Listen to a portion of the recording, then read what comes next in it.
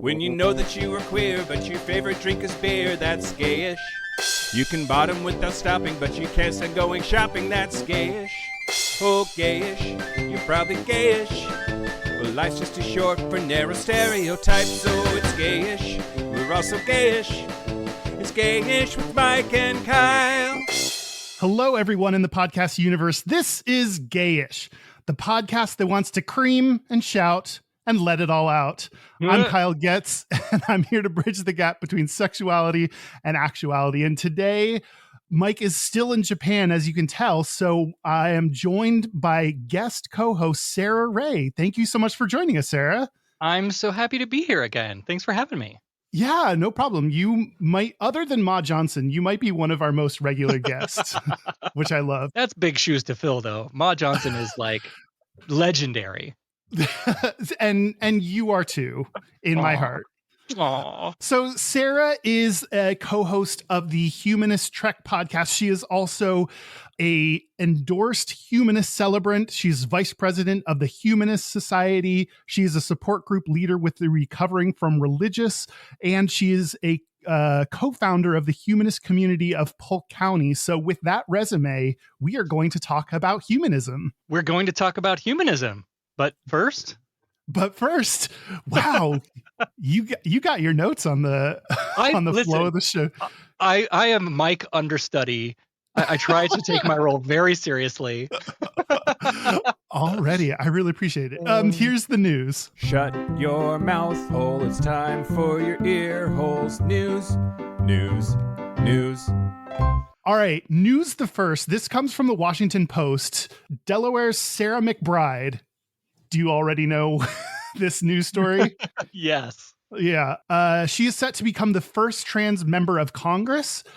And Representative Nancy Mace, who's a Republican from South Carolina, of course she's a Republican, introduced a resolution to ban trans women from female bathrooms at the Capitol. The resolution did not specifically name Sarah McBride, but Mace said that it's 100% because of McBride. Oh, who else could it have been? Who else would it be? Yeah, exactly. Right. Yeah.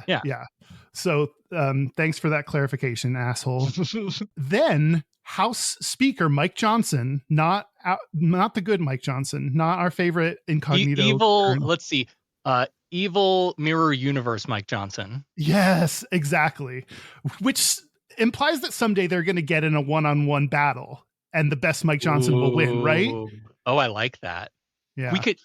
We can sell tickets for this, like a pay-per-view. Oh, like Logan Paul versus Mike Tyson kind of deal?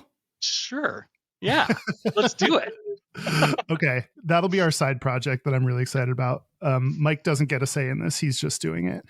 Anywho, Mike Johnson announced that there was a rule change that said that trans individuals would not be allowed to use the restroom facilities in the Capitol and the House office buildings that do not correspond with their sex assigned at birth. And Sarah McBride has said that she will follow the rules even if I disagree with them. Mike Johnson's office has declined to explain how the new rule would be enforced. One thing that I liked about this, it's a terrible fucking policy, but the way that Sarah McBride has handled this in the wake of all of this is just the utmost dignity. And like, this is what you want out of your elected officials, because she's like, Mike Johnson can pass whatever policy. If he wants to be in charge of managing the restrooms in the Capitol building, then that's his job, I guess. But I got elected to represent the people that elected me, and I'm going to go do that. And like, way to keep your head above the BS and, like, handle it with stride. So are you not, do you wish she was a little bit more forceful about, I will use the bathroom that I want? That is, yeah. The right bathroom? I don't know, because there's also a piece of this that's like, well, be careful what you wish for. Then, like, if you want me in the men's room with you, okay, I guess. Yeah. I don't know. Yeah. But I agree. She has been very much focused on what she was elected to do and getting to work on things that matter and trying not to play into, like, they're just trying to do this to get a stir and get support from their base. And she's like not giving them the time of day to do that. She's just like, okay, fine, and then moving on with her life. Right, and we have work to do. Yeah. One of the things that bothers me about all of this in the wake of the election, how are you? Not well. Yeah. Is that I'm even hearing, we had a kind of a support group thing that happened after the election. Like, let's just get into a room and have our feelings for a little bit. And one of the things that there was a person in this meeting that did not seem to be as accepting and maybe as far left as the rest of us. And so it came across very much like, well, the Democrats failed because they went to this culture war stuff and they were pushing these trans rights and all of that nonsense. And I've been hearing a lot of that in the buzz post-election. But like, no, y'all did that. Now, that wasn't the Democrats. That wasn't, our team. That was Republicans whipping up this stuff that nobody cared about. Yeah. Several years ago. And now all of a sudden it's the issue of our times or whatever. Yeah. It's just really frustrating.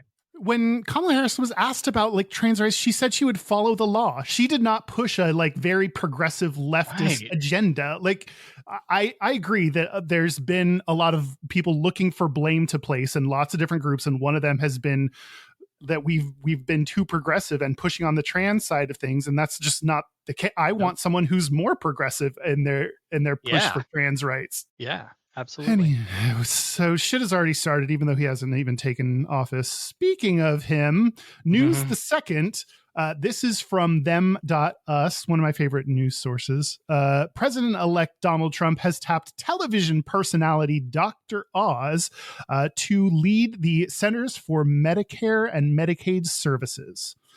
Trump noted in a statement that Dr. Oz would work closely with Robert F. Kennedy, who is his pick for Secretary of Health and Human Services, if both were confirmed by the Republican-controlled Senate next year.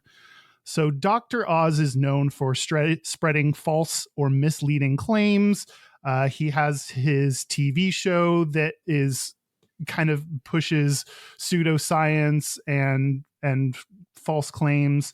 And then more recently, in a 2022 interview during his ultimately unsuccessful Senate campaign run, he falsely claimed that 80 to 85% of gender dysphoric youth will naturally, if they're not influenced, go back to their biological gender, which is based on a debunked study, which a lot of the Republican data is. That is not true. You see the regret rate for people that undergo any kind of transition or trans healthcare or anything is just so low. I think I saw something that was like, there's less regret than knee surgery.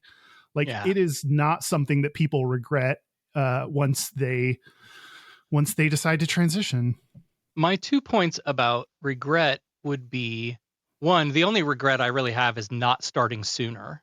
Like, I wish I would have been able to transition before puberty, right? Which is what everybody's all, can't trans the kids or whatever.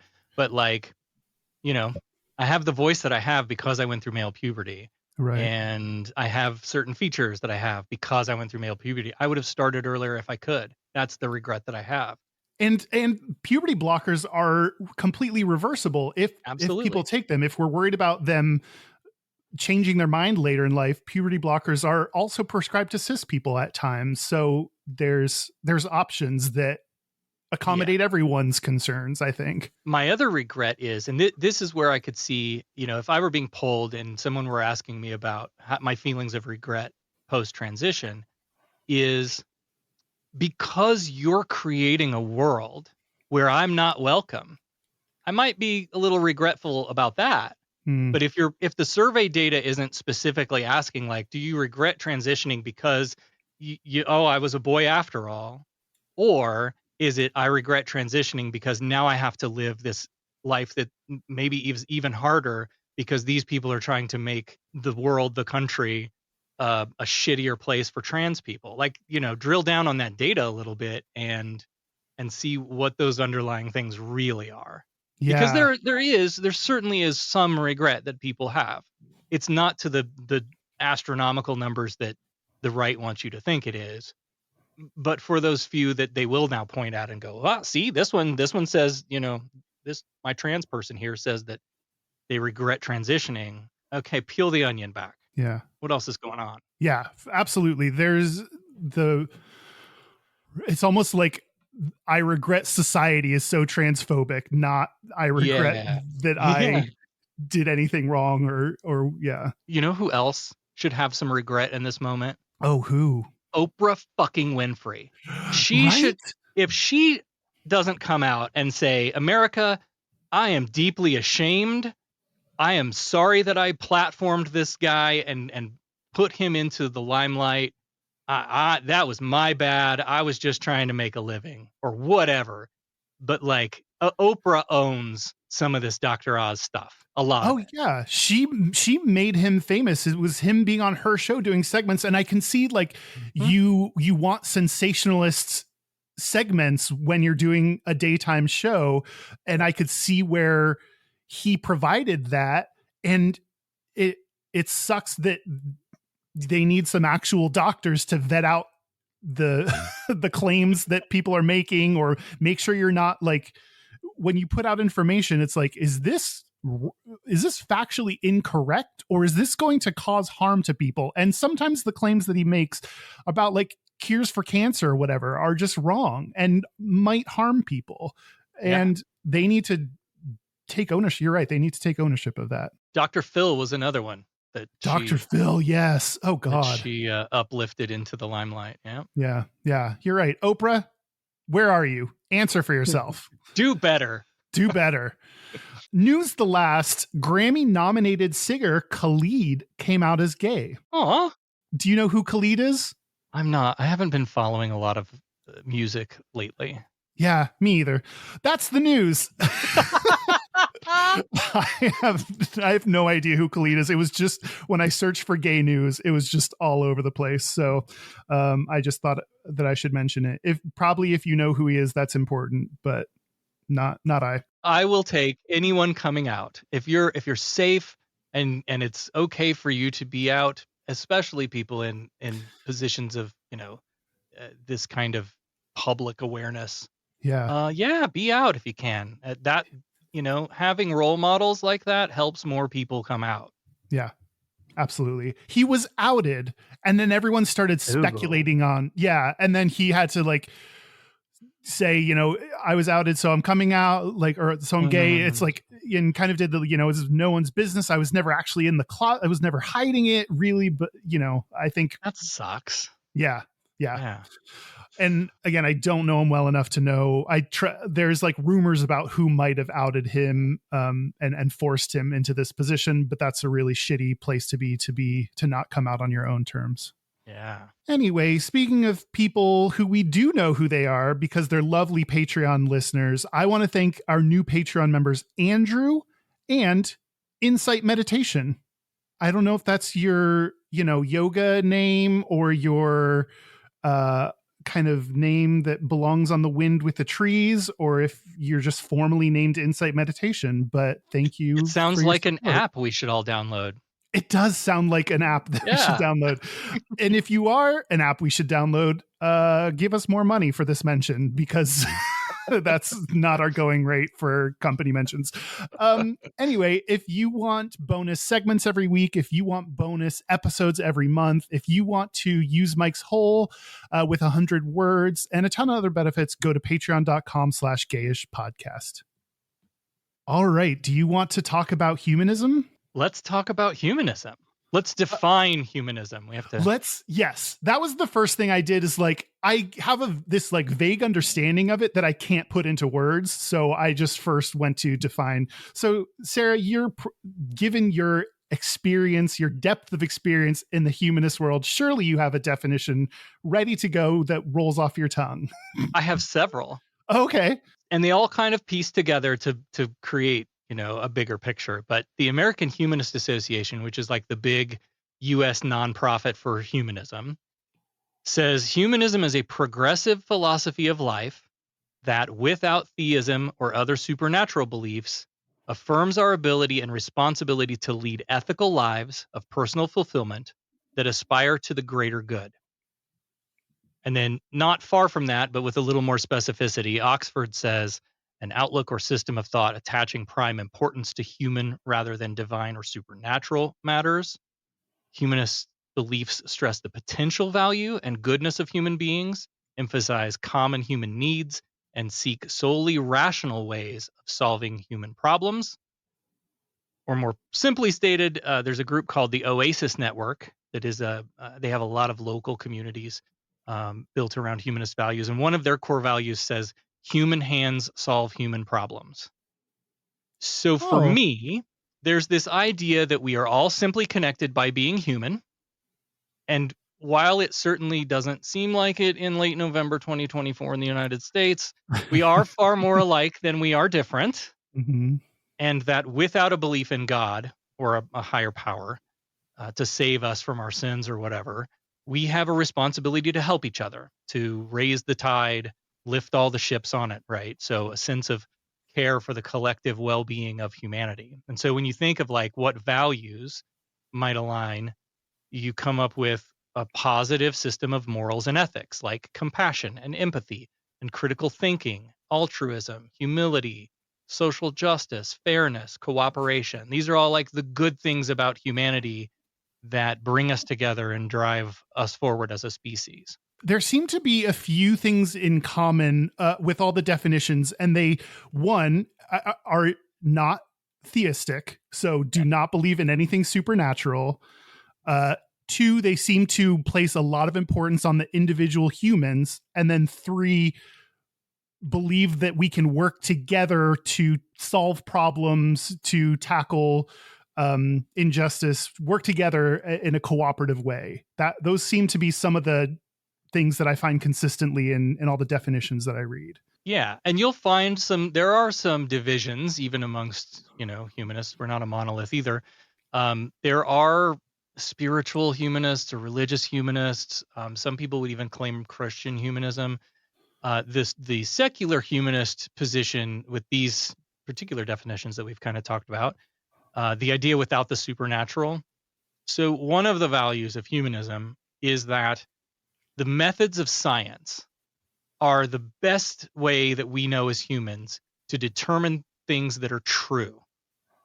You conduct a test, you have your set variables, you repeat the test, you come up with the same results. We get knowledge from the processes of science. And so when you put God through the filter of science, it just doesn't really hold up. There's not good evidence to have a God belief. And so you'll find, I think, most humanists are non-theistic in that way. You're blowing my mind that there are like Christian humanists or humanists that believe in some kind of religion like that. Those seem to be opposing ideas squashed together. That seems to be like an oxymoron. Save the importance in science that I just mentioned, right? If you think about the values of humanism, not necessarily the organized humanism as a philosophy, but just the values. You can be a Christian and be compassionate to people. You can be empathetic. You can have critical thinking to a point. You can be altruistic. You can be humble. Like you can want social justice. All of those values can align with Christianity. I've heard, and I won't be able to think of who said it, but like basically, if you're a Christian and you're a humanist, if you're a good humanist, you're a bad Christian. Because there's a lot of stuff in your book you're not following to get to the humanism piece, right? Which I think is interesting. Yeah, for sure. So is humanism in and of itself a religion? In the United States, the courts have now long held that humanism is, for all intents and purposes, a religion. Really? It is a non-theistic religion, which is one of those things that, when you say the word religion, particularly in the U.S. or anywhere in the West, you immediately think of God, right? That's right. Just inextricably linked.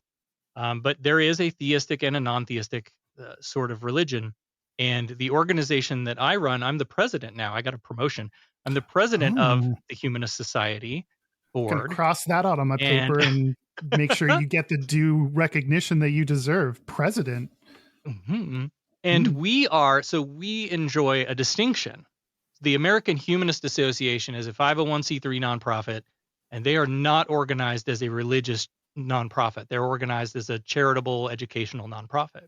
Hmm. The Humanist Society, on the other hand, was organized in 1939 by a offshoot of the Quaker movement. And we are one of the oldest organizations. We precede the American Humanist Association by a couple of years. Wow. But this group of Quakers split off from the Society of Friends and created the Humanist Society of Friends.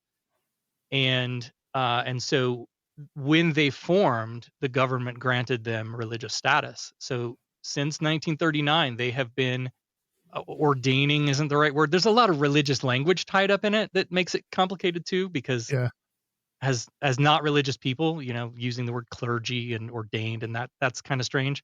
But yeah, there have been humanist quote unquote clergy since at least 1939, because the government recognized them as a religious organization. And then courts over the years have upheld that in different cases. Do we need to define religion then as well? Because this is also, you're right that religion is connected directly to God in my mind, of believing in some kind of God or higher power. So what is religion if there is no God attached to it? Is it just an organization of people with similar beliefs that congregate together on occasion? And kinda, I don't know. Okay. Textbook will say, like, the first, so dictionaries they're not prescriptive, they're descriptive. They tell us what we use words to mean, Right. not what words should be used to mean. Right. And so when you look up religion in the dictionary, you're going to get 4 or 5 different usages, probably, maybe more. And the first one is going to be a belief in or worship of a higher power, superhuman power, God, or whatever. But also down there, it's just a particular system of faith and worship. So if you put you want to twist the words a little bit, where our faith is in humanity. We have faith in each other, that we can overcome our differences and do the right thing. And so, yeah, I think, again, you have to kind of read down the list of what religion means, and that it's changing. I have some gayta to talk about how religion is changing a little bit over time, but I think I'll let you go first. Well, we have to do the history of humanism. Even when Mike's not here, the history's got to get covered. History of humanism, yes. Okay, let's do it. I'm gunning for that Mike understudy role. Okay, so humanism as a kind of formal philosophy really flourished during the Renaissance, when Europeans were studying Greek and Roman, those ancient cultures of the Greek and Romans. So think like Socrates, Epicurus, Aristotle, philosophers who were centering their study on humanity that went against the religious thinking of the time. They were really thinking about, humans, again, as the solution to our own problems. If a God doesn't exist and this person is homeless and hungry, God's not going to come give them food or a home. And we've seen that demonstrated. So then we have to, as a philosophy, that puts it on us to take care of those people. And of course, those ideas are often presented as Eurocentric, thanks to colonialism. But a lot of that kind of thinking was also happening in the Middle East and the Far East too. So it was all kind of bubbling around at the same time. So then as the Renaissance grows into the Enlightenment, we start to see more advancements in science. And this is really where that idea that the best method that we have to determine true things is not by ancient traditions or beliefs passed down or personal experiences, but testing using repeatable methods. So the boom in science really fed into this change in philosophy too, this change in thinking. And I find that once you figure out that science is the best method for understanding the world, that seems to be the starting point for deteriorating your interest in religion, because like you said before, it just doesn't stand up to scrutiny once you put it through the filters, whether it's things that they say literalists will say happened that are impossible to happen because they've never happened ever in the world, or that we've observed and can demonstrate, or whether it's just trying to observe that there's a God, like trying to prove that there is any kind of God that has never been proven. It's just, I think science could be a way into humanism. Oh, absolutely. the other thing I think is interesting is that, like, a lot of these people, particularly at these times when in history where going against the religious norms would get you killed, Mm. right? I mean, we're burning witches and stuff. Like, you snap in line or you're outside of that box, then that's a really dangerous position to take. And so some of those early thinkers were like really putting themselves at risk to be public about the non-religious thinking that they were doing. And that, I don't know, that kind of makes me think about all the other movements that we're involved in, like, and things that are happening today. And do I be public about it? And do I, and the I don't know what the word is, but the way that they, set aside their personal well-being potentially, to come out and say, I don't know about this God thing. And whether there is or not, we should be doing this stuff here to take care of each other. That's just, it was a bold move, I guess. Yeah. Well, so you have this boom in scientific thinking, skepticism, rational thought, free inquiry, and a move away from religious thinking, at least in the intellectual class, and that's the foundation of what we think of as humanism today. And one of the things that I think humanism is struggling with right now is they are sort of still bootstrapped by this philosophical class, this intellectual class. And so humanism tends to be very well educated thinkers. And, they like to sit around and talk about philosophy, and they, with their multiple degrees and their PhDs, and that's great. But meanwhile, people are living under bridges tonight. And so philosophy is one piece, and that is a big part of the history of humanism and where we get to today. And I think today the thing we need to grapple with is, okay, great, what do we do with it? yeah. And so if you believe in compassion and empathy and altruism and all those things, but you're not helping the homeless person living under a bridge, or feeding the hungry, or taking care of the immigrant, all the things the Bible tells you should do. If you're not doing those things, then what good is your humanism? And so I'd really like to see the movement shift from the kind of old white, I guess, a kind of aristocracy, towards an everyday humanism, that we're all out there doing good things to help others on a daily basis that nobody notices and nobody probably gets credit for. But that's what humanism is about to me in 2024. It's about action. It's, what do I do with my beliefs? And that seems to be now seems to be a good time for taking action, because I think a lot of people after Trump's election are thinking to themselves, what do I do with this? Like, now what happens? And, for some people, I think it's totally fine if the thing you do is survive the next 4 years. There are some people that are in that place, and that is completely acceptable place to be. And please do that. And we hope you do. And so for some people, taking some kind of action to help others, to help the community, to improve the world they're in, may be one avenue to help deal with Trump's election. Yeah, absolutely. Should I share with you some data that I have? Please do. Okay.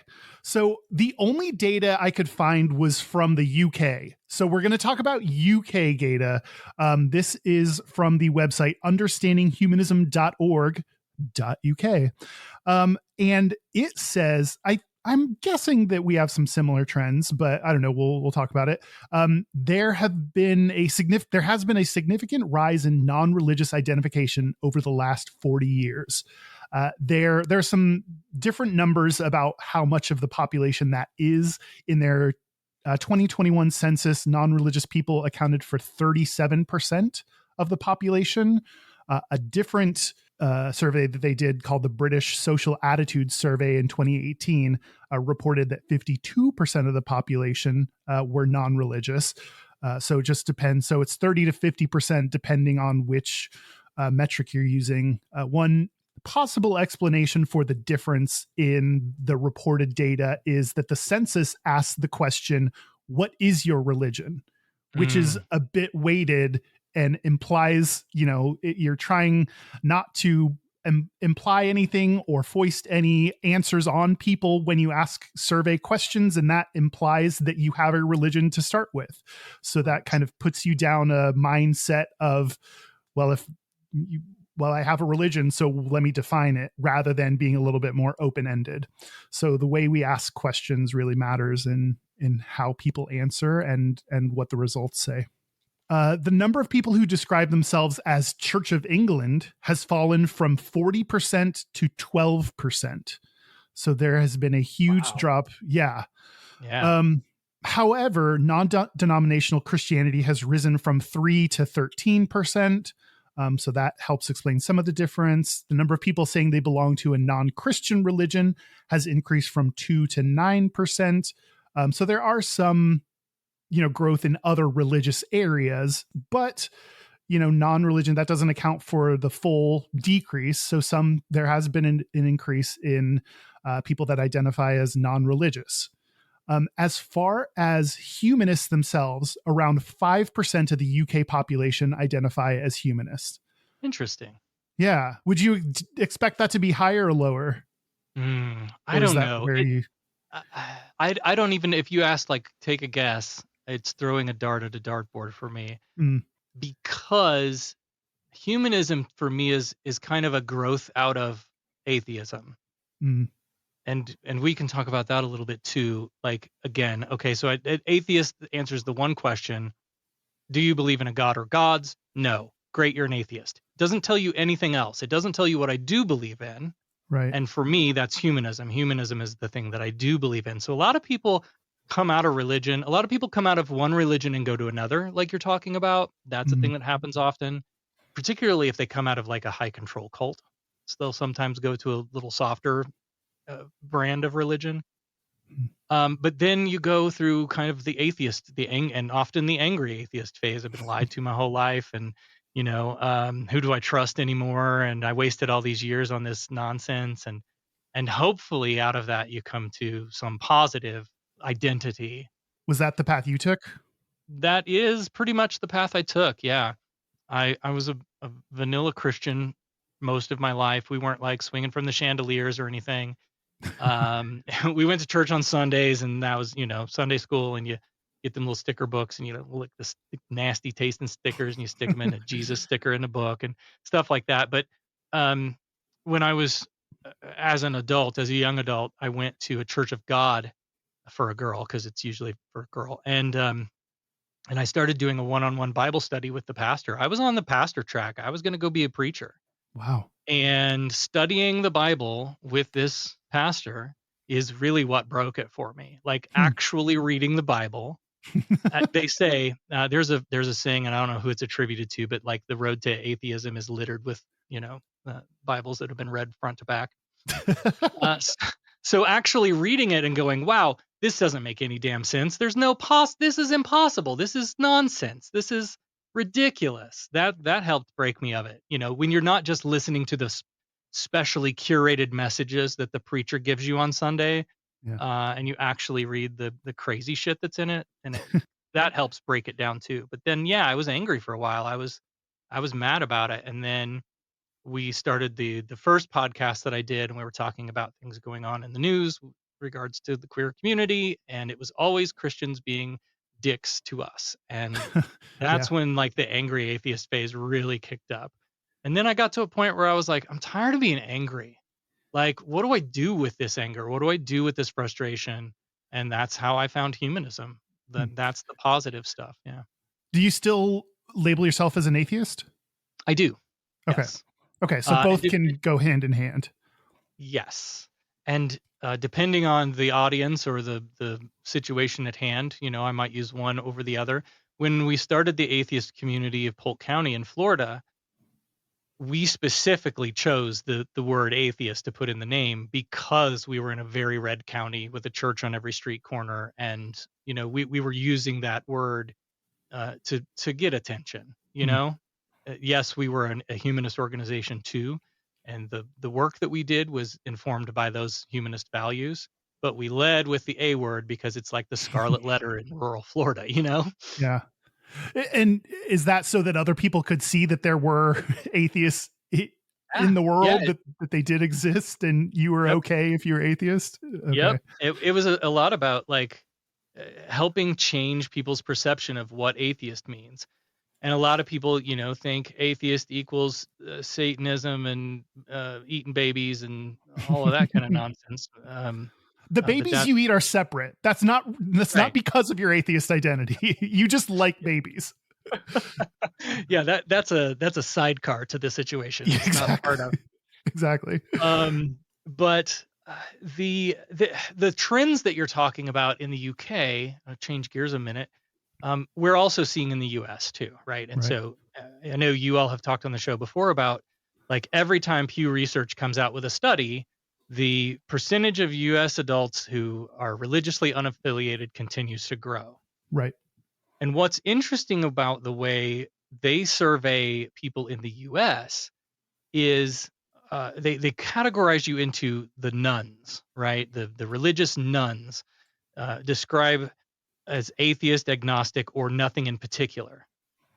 And that's not really all the nuns. Like that's not granular enough. There's a whole lot of, and okay, fine, they might be in single digit percentages, but it's worth calling out that yes, I identify as an atheist, but I also identify as a humanist. Are there other things that fall in the same category as humanism that someone might identify as? I'm trying to think of comparable, like I just can't think of anything comparable, because when I think of, what else might you identify as if you're non-religious or don't follow, like are not Christian, like what might you be? And humanism seems to stand on its own as its own. And it's kind of in a weird spot too, because as we've already pointed out, it is sort of religious in a way, like again, depending on how do you define religion. In the same way, the Satanic Temple and the Church of Satan, in the same way that my organization is recognized as a religion in the United States, so is Satanism. Mm-hmm. And again, like lots of court precedent to uphold that. And that's why you see the Satanic Temple going into Florida after their chaplain law passed and saying, cool story, we'd like to put some satanic chaplains in your schools. Thank you very much. Yeah. Right? If we're going to do some religion, we got to do all religion then. Yeah. And good on them. And that's primarily what they are organized for. But, but again, technically speaking, that's a religious, now they're a non-theistic. So is the question about, are you religious? Or is it about, do you have a belief in a deity or a higher power or supernatural beliefs? There's a lot of different angles that I think they need to go at that from. And unfortunately, statistics are what statistics are. You can read just about anything into them. Yeah. Well, one more piece of data that I have is, so 5% self-identify as humanist. Many more than that have humanist beliefs when asked when they believe in a god, when asked how they make ethical decisions, when asked whether they look to science or religion to understand the world. So they found one survey shows that the people that not necessarily label themselves as humanists, but have humanist-like beliefs is around 20% of the population. Yeah, I think there's a PR campaign that needs to happen too. Like, we don't have Jesus billboards up for humanism, and it's not something that, gets widely promoted anywhere. So, humanism is trying to fill a need that I often think of when people leave religion. Religion comes with it a community. You have everything you need. We've talked before. I've had a pastor in the family, and if their air conditioner broke at their house, there was an HVAC guy in the congregation. Like you get everything you need from that church family, from that church community. And as atheists, as humanists, as non-religious people, we don't have those structures built. And there are some that are trying to create them, right? Like the Oasis Network is one. The Satanic Temple has a lot of local chapters. There's a lot of local organizing happening around a lot of different things for our communities.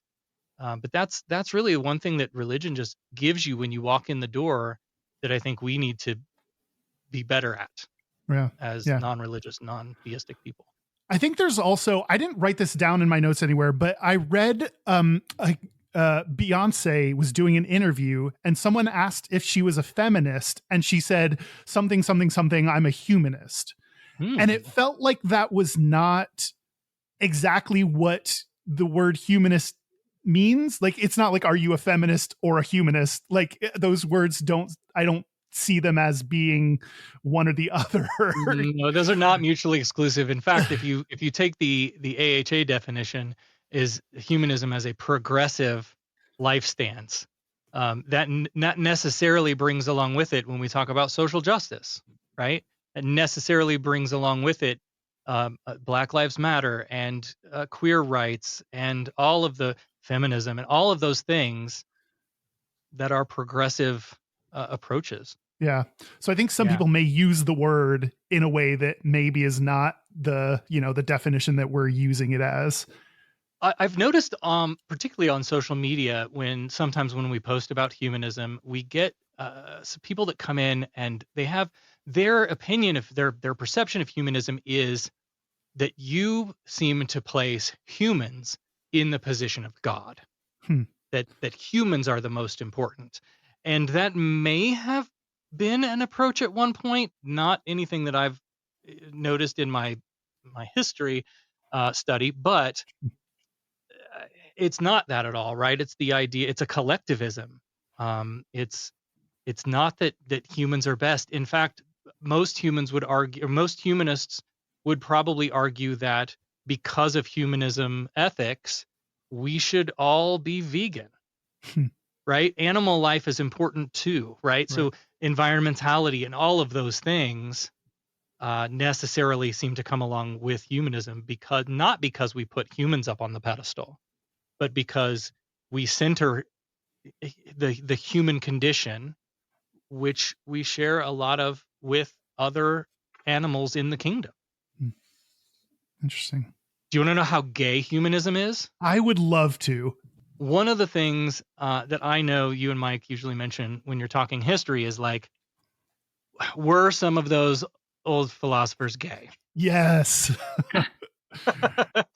And not really having a lot of hard evidence for it. But what I think we can extrapolate is that their curiosity and study of human nature, when you couple that with the sort of individual liberty ideals, like, I think that's close to the root of humanism being so pro-queer today. The organization I lead, again, we started in 1939 out of a Quaker movement and formed as a church. And so they ordained clergy and formed congregations, and a lot of that carries over into what we do today. Then you have the American Humanist Association. It formed in 1941. And that organization, in 2004, during the height of the marriage equality movement, they adopted a resolution that they reaffirm the validity of sexual equality and publicly supported efforts at every level to legalize same-sex marriage. They have been longstanding supporters of INDA, the Employment Non-Discrimination Act, to add sexual orientation and gender identity as protected classes, and they've been vocally pro-trans rights. So it is current state. It is baked into the organized humanist movement, and what they do is very pro-queer. There is an interesting group in the UK that I studied that I just absolutely love their formation. So they formed in 1979, the year of my birth, called the Gay Humanist Group. Oh, nice. And they were later known as the Gay and Lesbian Humanist Association, or GALA, because we always like a good party. And now they are the LGBT Humanists. And the story about how they got started is just chef's kiss. So there was a publication in the UK called Gay News. And on 11 July 1977, they printed a contemporary poem by James Kirkup. And I really wish Mike was here to enjoy that almost Star Trek reference. James Kirkup. This poem was entitled "The Love That Dares to Speak Its Name," which depicts the love of a Roman centurion for the recently crucified Jesus. It's long, but I'll give you a few stanzas. Okay. As they took him from the cross, I, the centurion, took him in my arms, the tough, lean body of a man no longer young, beardless, breathless, but well hung. He was still warm while they prepared the tomb. I kept guard over him. His mother and the Magdalene had gone to fetch clean linen to shroud his nakedness. I was alone with him. For the last time, I kissed his mouth. My tongue found his, bitter with death. I licked his wound. The blood was harsh. I laid my lips around the tip of that great cock, the instruments of our salvation, our eternal joy. The shaft still throbbed, anointed with death's final ejaculation. Now, it started out hinting at things, but then it just kind of went there. It goes there. And that's like an eighth of the whole poem. This thing, it's a lot. So, a woman named Mary Whitehouse had founded a conservative media watch organization in the 60s, and she took gay news to court for blasphemous libel. And here's a great reason why we should get rid of blasphemy laws. She won this court case, which is stupid. Yeah. But she received a ton of backlash for bringing this lawsuit over this innocuous poem. So much so that she said there must be, quote, an intellectual, homosexual, humanist lobby to blame for this backlash. So some gays got together and were like, well, that's not a thing, but it totally should be a thing. Oh, yeah. And so they founded the Gay Humanist Group. Wow. And they have this woman who was big mad about a sexy poem about Jesus to thank for it. She like manifested this organization. She willed it into existence through her hatred. Yeah. Founding member of the group, George Broadhead, said that there was no such lobby, and the obvious fear that such an idea provoked provided the spark which convinced us that the opportunity offered to a gay humanist group was too good to miss. So careful what you wish for, I guess. Yeah. And wow. I think this really there's a spotlight on why these communities, atheists, humanists, skeptics, free thinkers, come down on the side of equality. And one of them is obviously because it aligns with humanist values. Equality is a humanist value. And it aligns with many other values of humanism, but also like universally, the arguments against our people come from religion. Right. And any chance we get to stand up to religion imposing their bullshit on us or others, we are there. Yeah. And so that story, like I've been looking for any kind of light in the wake of this ridiculous 2024 nonsense that we're in right now. And I think about Project 2025 and all the garbage they want to do that's going to be harmful to us. Yeah. And then I think, okay, maybe there will be some group formed out of this that will rise up, right? Some antithesis to Project 2025 that says, well, here's our own Project 2025 that's like, I don't know, supportive and equal and loving, and I don't know. Yeah. Huh. Wow. I want to go read that full poem because that's amazing. You absolutely should, because it just gets better from there. Okay. There's more. Keeps it keeps going and going. Okay, great. We're going to change gears a little bit. I'm going to do an Ask Reddit segment. This was posted to the Humanism subreddit by someone named Talantic. Nailed it. I'm sure I pronounced that correctly. And they asked, why is humanism not more popular? Why don't more people identify with it? And the full text of their question is, since World War II, religion has run upon tough times in the Western world. More and more people, especially young, don't identify with any religion. And even among those who still do, in many cases, it's a cultural affiliation rather than about strongly held beliefs. Just look at how many American Catholics that openly disagree with the Vatican on various social issues and who don't care about its rules. Yet, not many people in the now post-religious Western, I don't know that I agree that we're post-religious, but in the now post-religious Western world identify with humanism or even know about it. And at the average age of the members of humanist groups and on humanist meetups tend to be rather high. Why is that? Why is it not more popular than it currently is?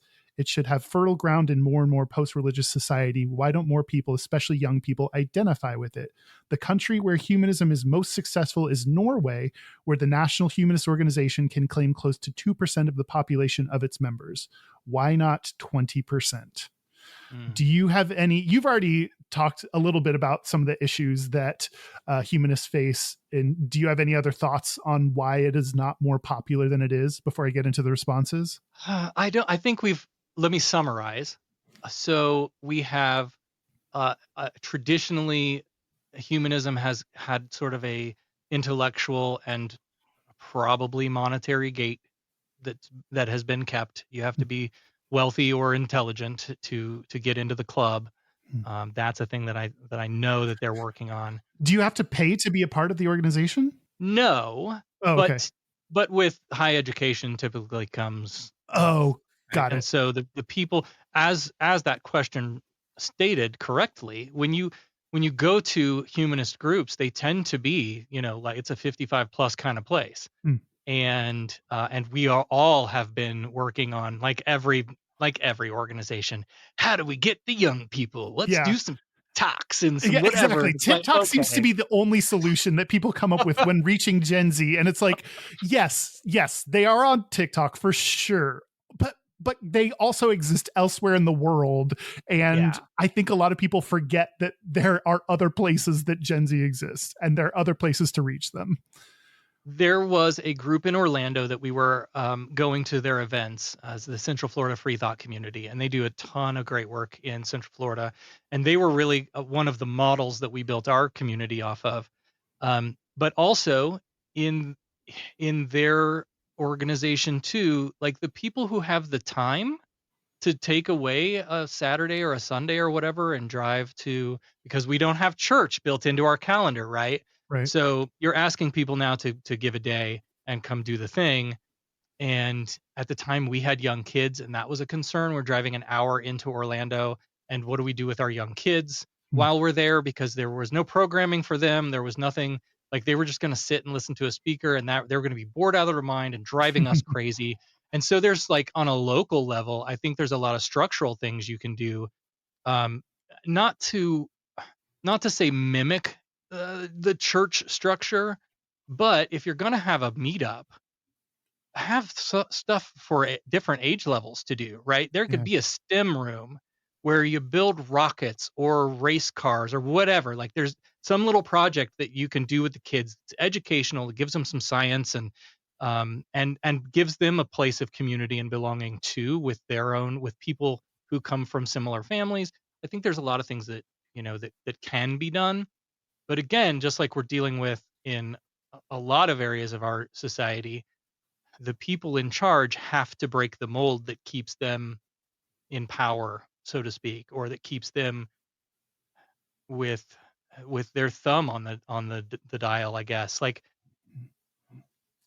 if we want younger people, if we want to broaden humanism, we have to get away from old guys talking philosophy and start, cooking hot meals to take down to the park to give to hungry people. And, let's pool our resources and buy an old motel and fix it up and create a new housing program. There has to be, some kind of some goals and some work to be done that we can all come together over, that's not sitting around talking philosophy. That's my thoughts. I'd love to hear what Reddit says, though. The first thing I think aligns with what you're saying. First comment is humanists have been bad at organizing communities because they don't want to be perceived as religious. Yep. And I think you were describing that, like, you want to pull some ideas from religion, but not be just church part two. So what, but there's a reason that religion, that Christianity has had such a chokehold on this nation. Like, it's been doing some things right. And hopefully you can borrow some of those things without becoming religion. This was something I struggled with when I left religion and was thinking about what does community look like to me in the future, particularly as we started organizing around these values. There are other organizations whose values align. They just structure things a little differently. So Oasis, I mentioned, they have a Sunday church-like thing that they do. Another place a lot of people land when they come out of religion is the Unitarian Universalists. And they're a little wooey for my tastes. What's wooey? What does wooey mean to you? Like crystals and chakras and okay. Reiki and Okay. it's kind of like bring your baggage and whatever you bring in the door with you is okay with us. They try to kind of be a really big tent, and that's fine. But for someone who comes from a religious tradition that also includes some form of harm, right? I think we've talked about, I think Becca was on with me way back in the early days, and she came out of the Jehovah's Witness. And there's a lot of not great things about that organization. And so if you've been harmed by a religion, and then we create a secular community and we go, cool, we're going to meet on Sunday mornings. That sounds like church.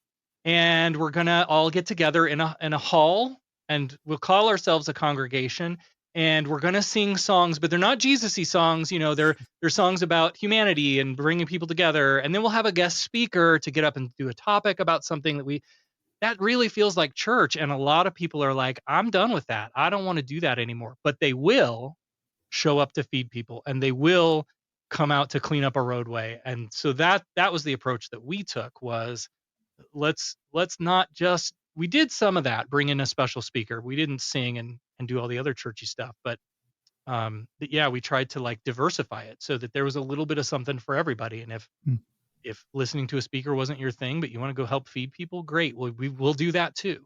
Yeah. And I would imagine a byproduct of doing good work in the community is then you get PR for like, this is who humanists are and that then implicitly you understand some of their values by what some of the things that they do within the community. Which and it helps other people find you. Yep. And that's how we grow. Yeah. Totally. Most people, and I'll be interested to hear if this is on your list, but like we've said, a lot of people don't really know what humanism is. Maybe they've heard it, maybe they haven't. But I think most people, if you say what we've said so far, here's what humanism is, here are all the good characteristics about humanity that we're trying to build community around and do great things with. I think if you mention compassion and empathy and altruism and all of that stuff, most people will go, yeah, I agree with that. Cool, you're a humanist. Welcome. I've been debating in doing this research. Like, am I a humanist? I might be. The answer is almost always yes. Almost always. Yeah. Maybe 49%. Yeah. There are some people that are just shitty people. Yeah. Another person said a lot of people mistakenly perceive humanism as a kind of replacement religion rather than an ethical framework, and so are suspicious and dismissive. They may assume that there's just as much dogma and doctrine and decide not to investigate further. I get that. I think a lot of people come in when you say, here's what we're about. We're going to the Black Lives Matter rally as a group. Like, we're having an event, we're going to support that community. Because these are our values. We're going to Pride, and we're going to set up a booth, and we're going to, have our humanist celebrants offer to marry people on the spot at Pride. Because wouldn't that be so much fun? Yeah. I think people hear that sometimes and go, okay, you're just as dogmatic. And even with atheism, right? There are people that are kind of dogmatic about their atheism too.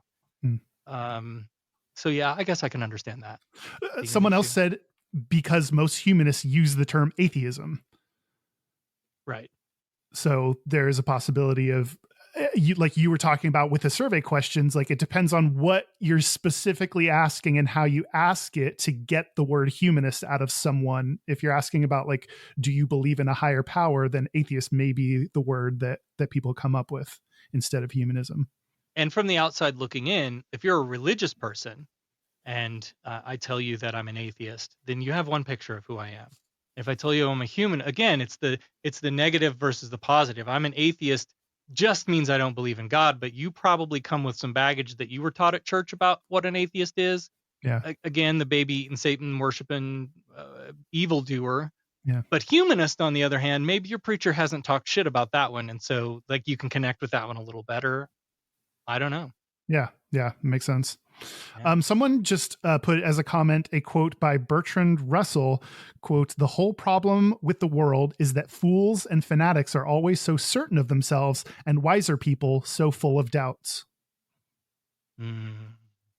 I wonder if humanists are a little less fanatical in their beliefs and more self-critical, or won't maybe expose their beliefs as readily as a Christian will, because Christians are so sure that you got to convert people and get them to say the 7 words that Jesus saves them, and all that good stuff. Versus humanists maybe a little bit may not come with that. We're not evangelical. It's not Right. evangelical humanism. Yeah. Yeah. And lastly, someone said humanism has no press anywhere. I didn't even hear of the term until 2 months ago, and it's hard to find communities of humanists in many areas. Yeah, definitely. It takes a lot to create a local community. And, one of the things we found out was I am the kind of person that I'll just do it whether you're coming along with me or not. And that's the approach that I had to take in creating. I learned how to write bylaws and articles of incorporation. I formed the board and I learned how to do all of these things and just did them. And my approach was, I'm going to go clean up the roadway on Saturday. You can come with me if you want, but I'll be out there, again, living these values and showing people that this is what we're about. Yeah. While, doing some good in the community. That was my approach. And the problem becomes then, like, you get burnout happen real easily, where it was me and Becca and another couple that helped form the organization. And between the 4 of us, like, we were running all of the programming. And what you get is a lot of people that'll come in the door and sit down and listen to your talk and then come up to you afterwards and go, you should do this. Oh, it'd be really great if you guys did this thing, this community service project.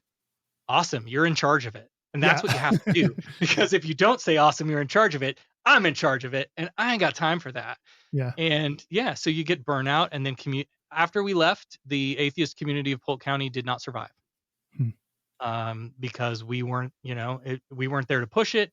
And the folks that we left behind just did not have the bandwidth to do all the things.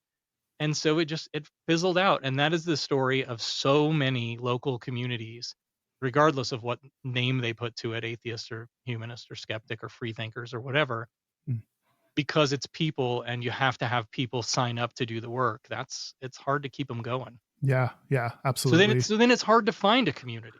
Yeah. Well, okay, so what have we learned about humanism? We learned how to define it, which was our key number 1 first step, is just what is it? But we learned it's pretty gay. And I didn't have, unfortunately, gayta on it, but I would guess based on the inherent support for queer people that it would over-index for gay people, and gay people would probably over-index for humanism, like identifying as humanists. And that it's growing, and that more people probably have some of these fundamental beliefs than label themselves as humanists. Yeah. Man, and we also learned that I also learned that maybe I need to look more into this and figure out if I identify as humanist, because I don't have, I like the way you framed it as like the negative versus the positive. What am I telling you about myself when I say I'm atheist? That's kind of the extent. I worry that if I say I'm humanist, I might have to do more shit that supports people, because that's part of what you described, which I agree with, and I should and want to, and but also, yes, there is I'll use religious language, calling. There's a calling to do good for others and to take on these projects and tasks and helping people. But also the compassion and the empathy piece is, again, some of us are just trying to get by, and that's okay too. And you know what I mean? Like, you can do what you can do, and that's enough. And that's another thing that I think humanism is kind of struggling with right now, is like, how humanist is enough humanist, and this litmus test for, am I humanist enough, that we're kind of railing against. No. If if you align with these values, you're a humanist, and we need more people like you. Well, thank you so much for what we still have a Patreon segment that we're going to do. We're going to read some more quotes from humanists and talk more about them. So more to come if you are a Patreon member. But for someone who you think is curious about humanism, is intrigued by what you talked about, what would you recommend they do? So there's a couple of websites you should go to. You should go to AmericanHumanist.org, which is the American Humanist Association here in the U.S. They have all the resources. If you want to learn more about humanism and what it means and what the values are and how they apply in your daily life, that's a place to go. They also have several chapters and affiliates all over the country that you can look at and find one near you if you're looking for that kind of local community. The Humanist Society is the organization that I lead. That's the humanistsociety.org. And you would go there if you were interested in either becoming quote unquote humanist clergy or looking for such a thing. So let's say you want to get married and you don't want to go to a church. Who the hell do you call? You call a humanist celebrant, right? It's not Ghostbusters. Don't call them. They'll come in within proton packs and fuck up your dining hall. But the Humanist Society, we endorse humanist professionals, which are celebrants, chaplains, lay leaders, and invocators, and they all do something a little bit different in the world, in the community. But you can become if you're a humanist and you want to marry people, you can become a humanist celebrant. That's an awesome way to be part of this community and help be a humanist leader. And then, of course, if you're a Star Trek nerd and you want to learn more about the humanism in Star Trek, you go to humanisttrek.com, where Ali Ashmead and I do a podcast where we talk about the humanism in Star Trek. It is a comedy podcast. Some people have come in thinking like they're getting PhD level dissertations about humanism. That is not what we do. We get high and tell dick and fart jokes and try to make each other laugh. So if that's your speed, that's what we do there. And we just finished the original series and the animated series, and we're about to start on the next generation. So it's a good time to get in. There's not too much of a back catalog to binge through. Okay, awesome. Well, thank you so much for joining us and sharing more about your experience and more about humanism and filling Mike's giant gaping hole. Mm-hmm. My pleasure. Or Mike's pleasure. I'm not sure. We should call and ask. Yeah. Do you want to take a break? Let's take a break. Let's take a break. This is the part where Mike and Kyle take a break. So are we back? We're back. We're back. We are going to do our Gayest and Straightest. But first, Sarah, where can people find out more about you, what you're doing, what you're up to? Tell us all the things. I have a personal website you can go check out. It's callmesarah.com. And I don't update it as often as I should, but it's kind of my living portfolio of all the shit that I'm doing. And there's a lot of those things happening all at once. So check out Humanist Trek. That's the podcast that I'm doing right now, humanisttrek.com, with my friend Ali Ashmead. And the Humanist Society is the nonprofit that I'm currently running. That's the humanistsociety.org. Awesome. Well, you can find us at our website is gayishpodcast.com. We are on socials at Gayish Podcast. You can call or text us at our hotline. It's 5855-GAYISH. That's 585-542-9474. Standard rates apply. Our email is gayishpodcast@gmail.com, and our physical mailing address is Post Office Box 19882, Seattle, Washington, 98109. If you want to send us Christmas presents, now's the time to do it. We love presents. Send them our way. What's on your Christmas list this year? I always like things for Reynolds. So if you have like dachshund size clothing or treats or whatever, that'd be great. I typically get like a jockstrap or two from someone. Thanks, Joe in Dallas. But I don't know. Are people allowed to send baked goods in the... Oh. Should I eat things that people send? Send me packaged. I don't think so. No? Okay. Maybe not that. Never mind. I don't know. Other than that, surprise me. I don't know. Send me some socks. Let's do our Gayest and Straightest. Let's do our Gayest and Straightest. Do you want to go first? I will happily go first. I got a twofer this time. Oh, great. So, as we've talked before, both on and off the air, I have been battling depression that's been related to my job struggle, and life has just not been great for, several years. Well, since we moved to Florida, things have kind of gone downhill, which is moved from Florida. Is that what I said? Yeah. Moved to Colorado from Florida. And because the cost of living here is so much higher, and I'm not working at the same level that I was when I left Florida, things have just been kind of a struggle bus. And so last year, I didn't put up, we put up the Christmas tree and the garland on the inside stairs, and that's it. And I love Christmas. I love decorating.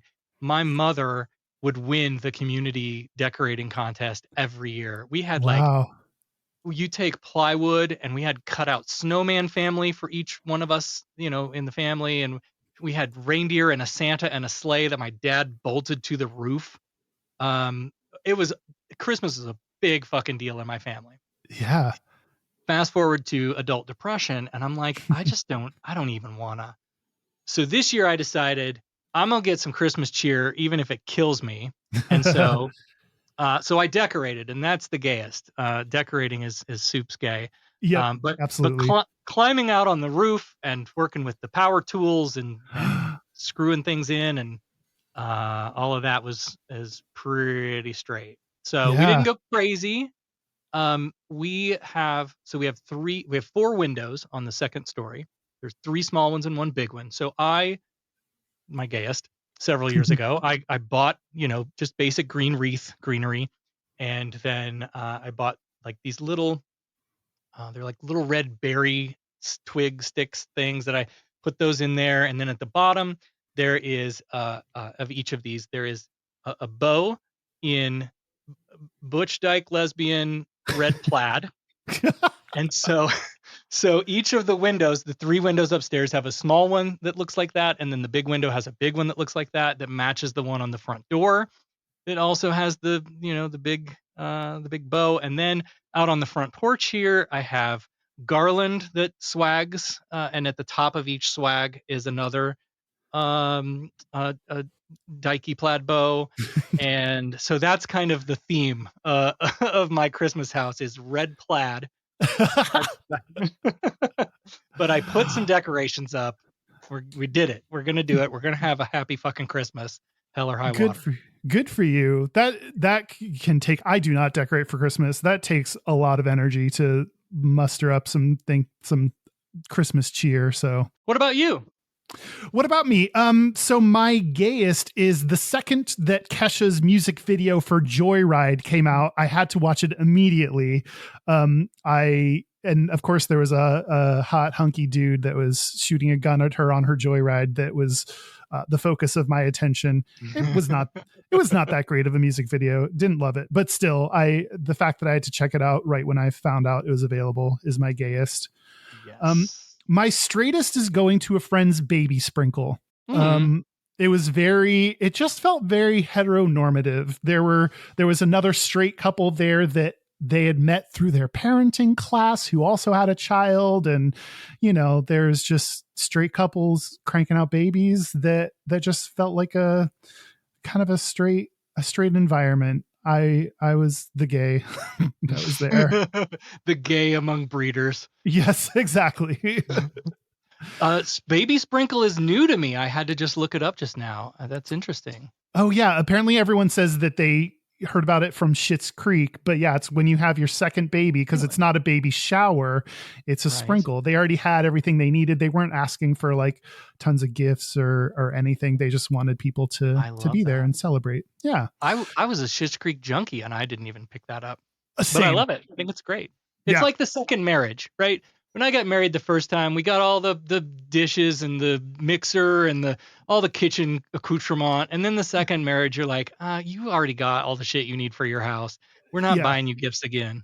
Yeah, exactly. Just show up and have a drink and have a good time. Well, thank you again, Sarah, so much for being on. I really appreciate you stepping in and being our guest co-host for the day. My pleasure. Anytime. Happy to do it.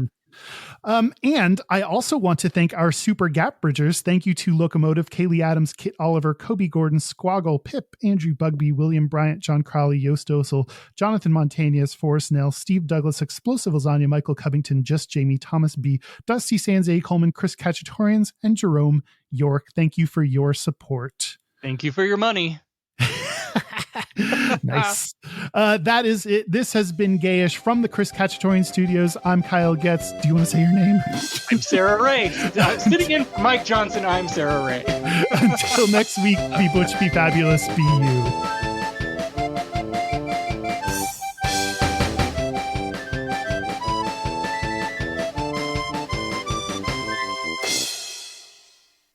Let me tell you. So the other thing that we put up, we have this little dog and cat, because we have a dog and a cat, Gizmo and Biscuit. And so we have these little light up, you've seen them at Target or whatever.